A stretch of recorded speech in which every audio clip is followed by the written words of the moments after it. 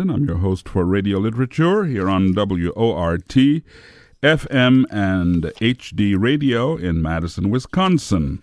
And my guests tonight are the fourth Saudi women's rights activist, the wonderful Madison Shakespeare Company, headed by Jason Compton, who is the director of their current production or upcoming production of a reading, very special reading, which we'll tell you about in a minute. And thanks for being here, Jason. Thank you. And Ari. Hey. And Alexa. What's good? And Matt. So, Ari Pollack, Alexa Peseri, and Matt Reines, along with Jason Compton. And so I'm always glad when Madison Shakespeare comes because they always present us quality material, entertaining material, and such wonderful voices, which I love. Okay, Jason, so what is this production about? So this is Dido, Queen of Carthage, which is one of our departures from Shakespeare. We're doing it as a staged reading, and we've been on the program pretty recently talking about another one of our staged readings. We use these as an opportunity to experiment with both classic and modern works that are not by William Shakespeare, but are either by his peers or have sort of topics of interest. So Dido, Queen of Carthage was by Christopher Marlowe, who's one of Shakespeare's best-known contemporaries. It's one of Marlowe's earliest works, and it's a really fascinating and at times very shockingly dramatic story of the Trojan War, the aftermath, the petty jealousies and interference of the gods, and a love quadrangle. It's not even clear how to describe it, but we have different pieces of these overlapping love stories represented here tonight among our performers. And I noticed that this production is in cooperation with Kathy Rasmussen Women's Theater. Yes. How did that come about? That came about when Jan Levine Thal, the Kathy Rasmussen, Crass is the short version for that theater company. Yes. Jan wanted to program some of the dark nights of the theater at the Bartell when they have it. Those are nights that they're not normally holding up production. So they offered a number of nights to us, and it's difficult to find me saying no to a chance to put on a production. So last week we did a preview performance of our Valentine's Affair 2019, and this week we grabbed that date as well. And in looking for something to program, Crass likes to perform works by women directors and women playwrights. Mm-hmm. It's a little tricky to find a deep bed of women playwrights from the Elizabethan era. It just is. But Marlowe is a playwright we've experimented with in the past. Mm-hmm. I was not my first choice to direct the production, but we had a short window, and so I picked up the script and assembled my cast, and that's how we got to Sunday, December 9th. Okay. And when I saw that you were doing this Dido, Queen of Carthage by Christopher Marlowe, I remembered as an undergraduate, I took 2 semesters of Shakespeare. The first semester was called Elizabethan Drama. We read one play by Ben Jonson and one play by Christopher Marlowe, and all the rest was Shakespeare. And then the second semester was just called Shakespeare, and we didn't read anybody but Shakespeare. So Ari Pollack, who has been here before, tell us about your role. So I play Aeneas in this play. And Aeneas' connection to Dido is he comes in from the aftermath of the Trojan War. Troy has just been sacked. He's a Trojan, sort of lower nobility kind of deal. And he and several Trojan soldiers are shipwrecked, and through some godly shenanigans, Dido falls in love with Aeneas and can't bear the thought of him leaving. The problem with that is that Aeneas is mystically destined to found Rome, so he has to get to Italy, and that is the cause of some tension. We have Alexa Peseri. Alexa, what role do you play in Dido, Queen of Carthage, I have to catch myself because I was introduced to this story by the opera when I lived in Spain, and of course in Spanish is Dido, and so I'm tempted to say Dido, and like when I read something about Lady Di. I remember that so many people in Spain they said La Didi, La Didi, La Didi. Well, our international streaming audience will appreciate that touch.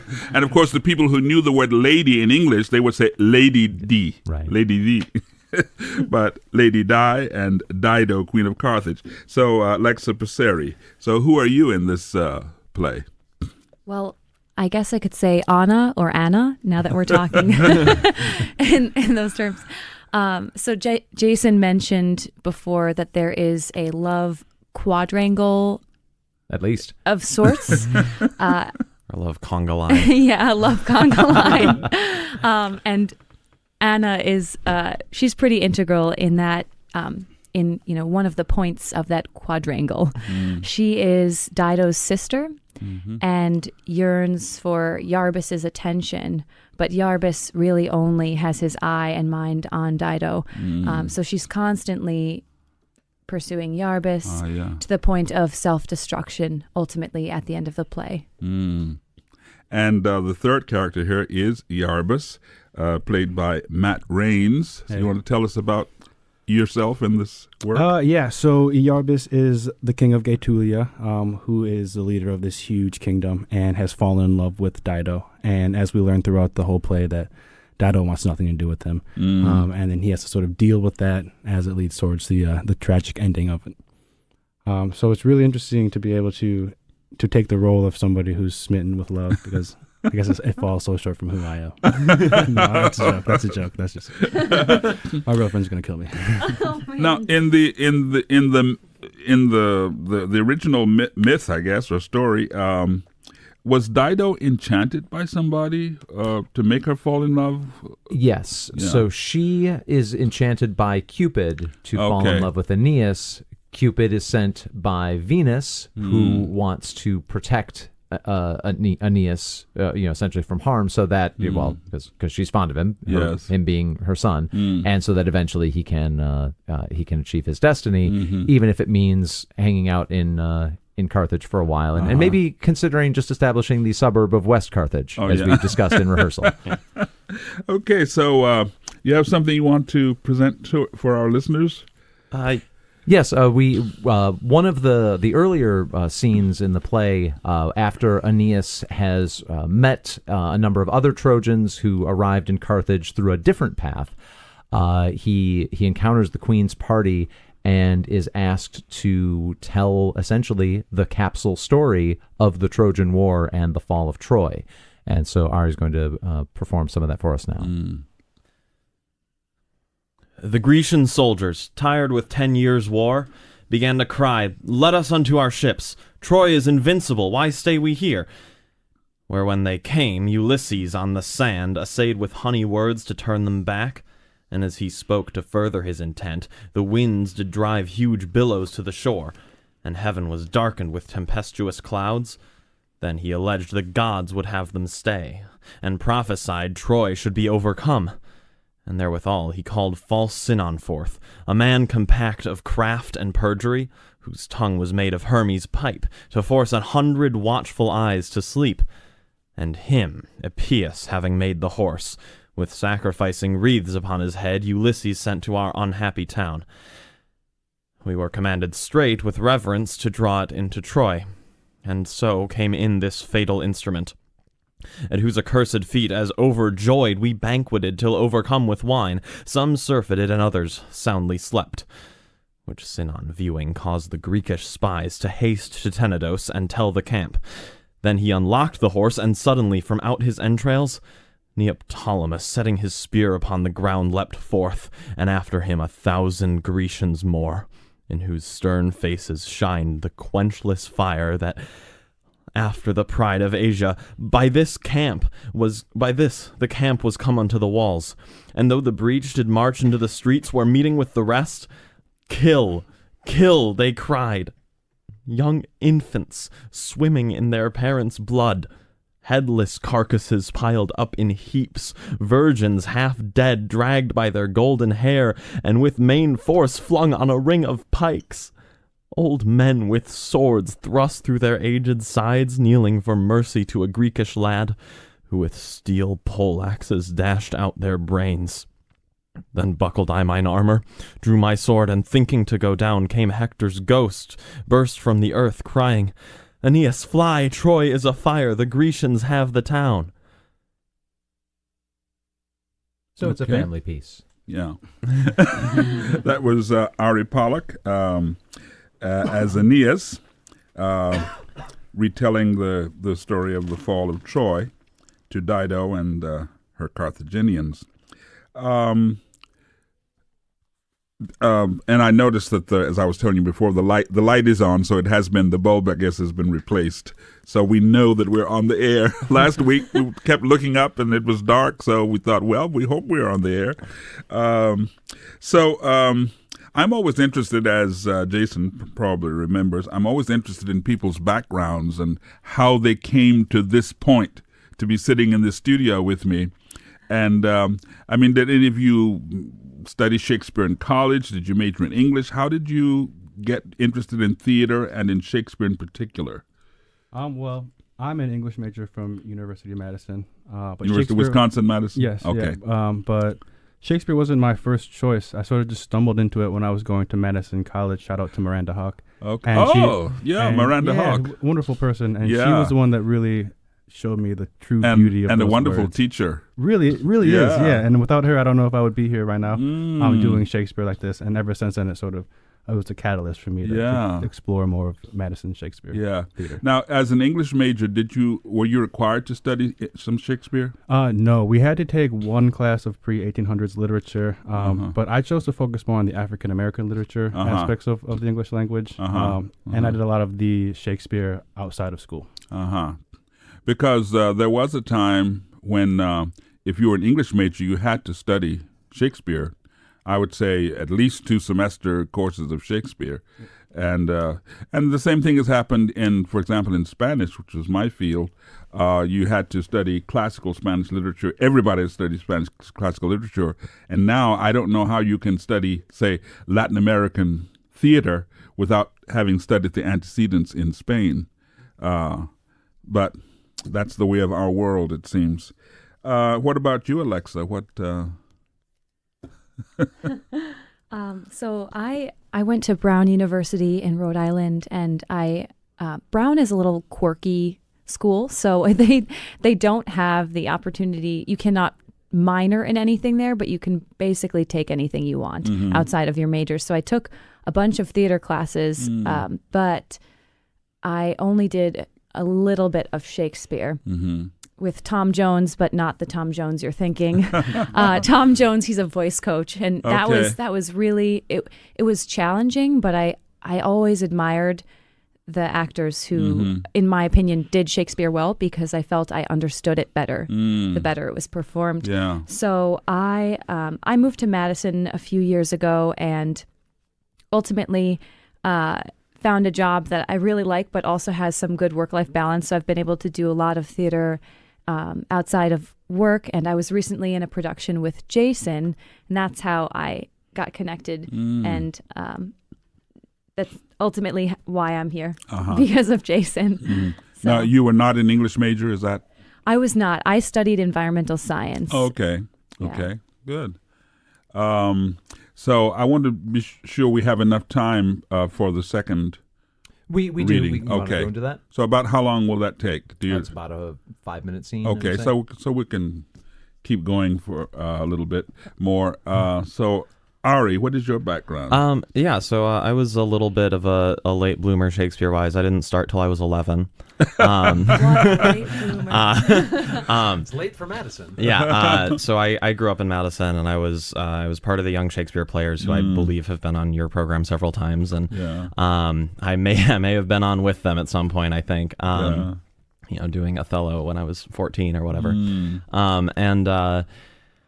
And then I got really into theater in general through high school, ended up majoring in it at NYU when I went off for college. And then by the time I had finished school, I had my eyes set on being more of a theater manager administrator. So I've worked for the past 2 years in company management at American Players Theater.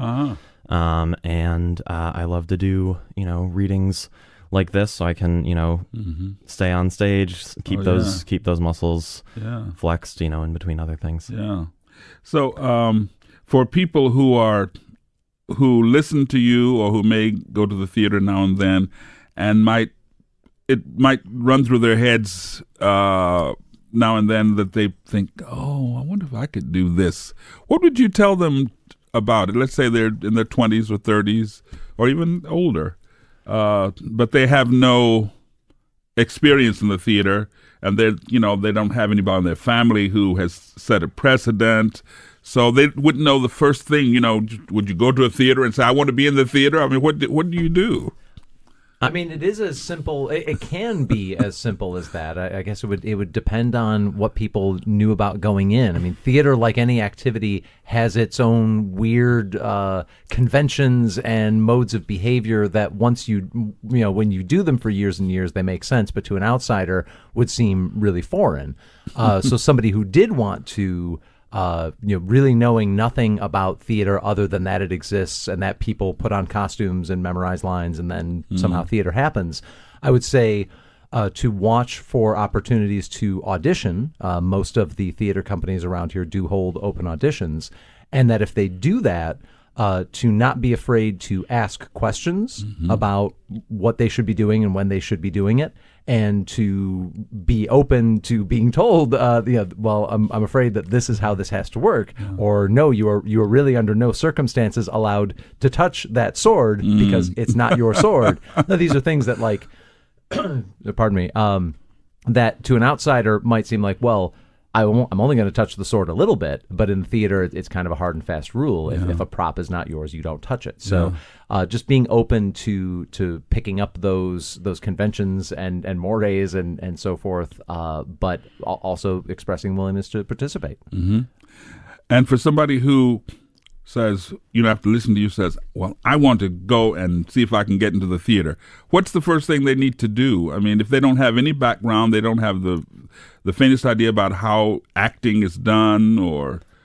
I mean, honestly, I would say, of course, there are there are classes that you can take and things like that, but I think I think something that people need to be doing more of is, if you want to make some theater happen, just find a play that you like and find out how many of your friends you have to invite over to sit in your living room and read it with you, and then read, just people should be reading more plays on Sunday afternoons. That's my pitch. Yeah. Or Sunday evenings, like Sunday, December 9th at 7 p.m. when we will be at the Bartell Theater presenting Dido, Queen of Carthage. Exactly.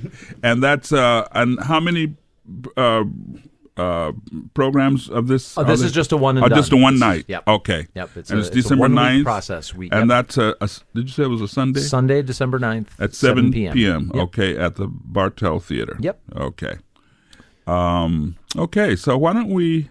let's move on to the second selection. So this is from late in the play, and we've talked about the unrequited love that Anna has for Iarbas. And by this point in the play, things have gotten pretty intense and serious between Aeneas and Dido, which is driving Iarbas to distraction. He is appealing to the gods above to help him, but all he gets is Anna. What's up, Softy? Come, servants! Come bring forth the sacrifice, that I may pacify that gloomy Jove, whose empty altars have enlarged our ills. Eternal Jove, great master of the clouds, father of gladness and all frolic thoughts, that with thy gloomy hand corrects the heaven when airy creatures war amongst themselves. Hear, oh, hear Iarbas' plaining prayers, whose hideous echoes make the welkin howl and all the woods Eliza to resound. The woman that thou willed us entertain, where straying in our borders up and down, she craved a hide of ground to build a town, with whom we did divide both laws and land, and all the fruits that plenty else sends forth. scorning our loves and royal marriage rites, yields up her beauty to a stranger's bed, who having wrought her shame is straightway fled. Now if thou beest a pitying God of power, on whom ruth and compassion ever waits, redress these wrongs, and warn him to his ships that now afflicts me with his flattering eyes. How now, Iarbas, at your prayers so hard? Aye, Anna, is there aught you would with me? Nay, no such weighty business of import, but may be slacked until another time. Yet if you would partake with me the cause of this devotion that detaineth you, I would be thankful for such courtesy. Anna, against this Trojan do I pray, who seeks to rob me of thy sister's love and dive into her heart by colored looks. Alas, poor king that labours so in vain, for her that so delighteth in thy pain.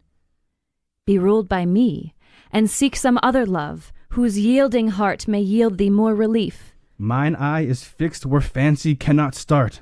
Oh, leave me to my silent thoughts that register the numbers of my ruth, and I will either move the thoughtless flint, or drop out both mine eyes in drizzling tears before my sorrow's tide have any stint. I will not leave Iarbas whom I love, in this delight of dying pensiveness. Away with Dido, Anna be thy song, Anna that doth admire thee more than heaven. I may nor will list to such loathsome change that intercepts the course of my desire. Servants, come fetch these empty vessels here, for I will fly from these alluring eyes that so pursue my peace where'er it goes. Iarbas, stay, loving Iarbas, stay, for I have honey to present thee with. Hard-hearted, wilt not deign to hear me speak? I'll follow thee with outcries ne'ertheless, and strew thy walks with my dishevelled hair. Because that always works. I mean, I've got red hair. It's kind of rare. A rarity in Carthage, I imagine. Yeah. Were all of you familiar with this story before you became part of this production?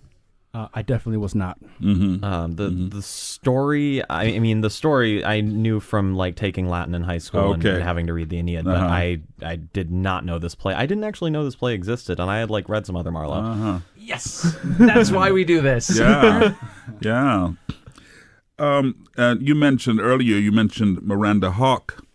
I'm speaking to Matt Reines, who plays the part of Iarbas, king of Gaetulia.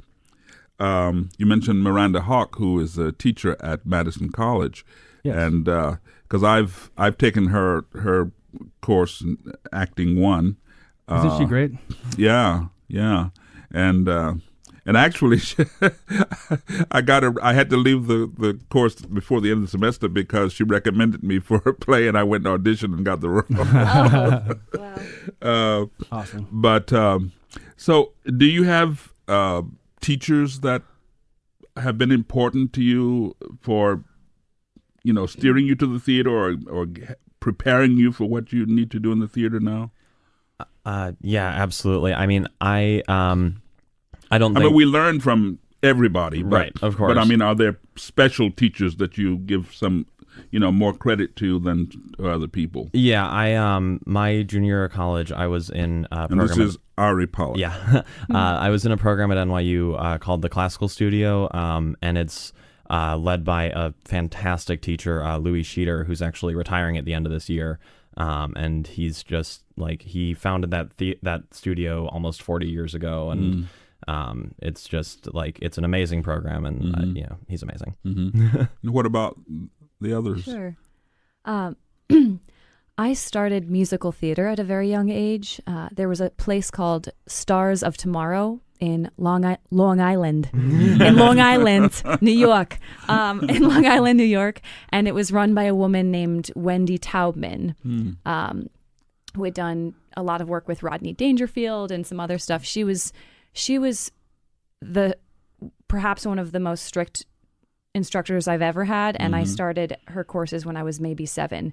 And I think it was that style that really, she didn't take any fooling around from 7-year-olds. There was, everything was so, it was strict in the best way possible, where I feel like it just gave me a really good sense of discipline, and I think it helped me develop a good work ethic that I was able to take with me. And I won't go on too long, but I definitely benefited from Lowry Marshall at Brown University, who used to run the theater department and retired the year that I graduated. Oh, okay. She was just phenomenal, and Tom Jones, the voice teacher, yes. as well. Yeah. And of course, Matt, you've mentioned Miranda. Miranda Hawk and James Ridge from APT gave me a lot of really good coaching. Uh-huh. But then I have to shout out Rebecca Jolings from West High School. She was the first person to really give me a chance to be on stage, and I haven't looked back since. So if you're listening, Rebecca, thank you. Oh, yeah. And what about you, Jason? And I can't compete with these New York elite here, and I always joke, but it's not really a joke that I'm not classically trained, but I was very fortunate that I had a lot of teachers, and not just drama teachers, just like my second grade teacher and a couple of my sixth grade teachers in particular really encouraged my performance tendencies. My kindergarten teacher did. She had me, because I read at a higher level than most of the rest of my classmates, so she had me read books to the class. Oh, yeah. What are you going to do? Yeah. So I've always had, even if it wasn't in the context of a production of a performance, I have had, adults, parents, teachers encouraging me to develop these abilities and tell stories. So. Yeah, I mean, training doesn't always have to be in a formal setting or a setting where you get credit for it. Or we can't all be at NYU's classical studio. Because my grandmother was my first teacher, and she never finished the third grade, but she taught 2 big families which she raised, because she was, her first husband died. She got married again, and several of her grandchildren. She taught all of her children, and not all the grandchildren, but the ones who were nearby, and she was the beginning of it, and I think she's one of the best teachers I ever had. That's yeah. excellent. So unfortunately, our time is about up. So you want to just repeat the information about the production. So on this Sunday, December 9th at 7 p.m. at the Bartell Theater, Madison Shakespeare Company presents a staged reading of Dido, Queen of Carthage. You're going to see some dedicated actors on their feet, scripts in hand, but they are going to be inhabiting these characters, moving around, being ensorcelled by gods, falling in love, falling out of love, immolating themselves. You will forget that they are holding the scripts. I'm just going to tell you that right now. It's presented in cooperation with Kathy Rasmussen Women's Theater.